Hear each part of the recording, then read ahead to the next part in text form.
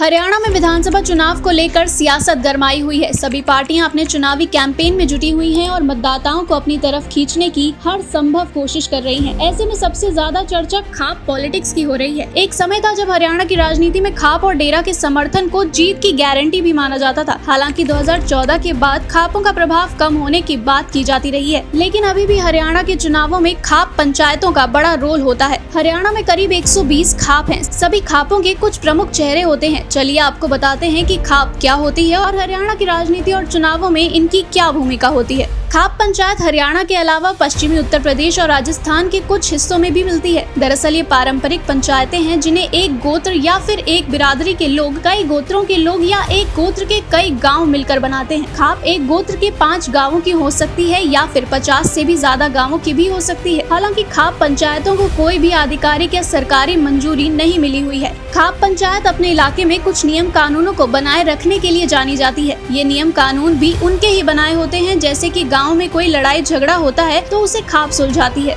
चलिए अब आपको बताते हैं कि हरियाणा की राजनीति और चुनावों में खापों की क्या भूमिका रही है। हरियाणा में खाप समय समय पर सरकारों को अपनी ताकत का अंदाजा कराती रही है। सूबे की सियासत में खापों की इतनी दखल रही है कि सरकारें और सीएम भी घुटने टेक चुके हैं। 1989 में वीपी सिंह की सरकार में देवीलाल को उप प्रधानमंत्री बनाया गया था। तब उन्हें हरियाणा के मुख्यमंत्री की कुर्सी छोड़नी पड़ी थी। देवीलाल महम विधानसभा में खापों के समर्थन से लगातार चुनाव जीतते आए थे। हालांकि उनका राजनीतिक करियर समाप्त होने के बाद उनके बेटे ओम प्रकाश चौटाला ने महम सीट से ताल ठोकी थी। लेकिन दूसरी तरफ आनंद सिंह डांगी उनके खिलाफ चुनावी मैदान में उतरे हुए थे। उस समय आनंद सिंह डांगी को महम 24 खाप ने अपना समर्थन दिया था। तब ओम प्रकाश चौटाला को हार का सामना करना पड़ा था। हालांकि 2014 के हरियाणा चुनाव में कांग्रेस की हार से खापों के प्रभाव पर सवाल खड़े होने लगे, क्योंकि खापों ने कांग्रेस के समर्थन का ऐलान किया था। तब चुनावी मैदान में उतरे गढ़वाला खाप के चौधरी दादा बलजीत सिंह और खाप से ही जुड़ी संतोष दहिया खुद भी हार गए थे।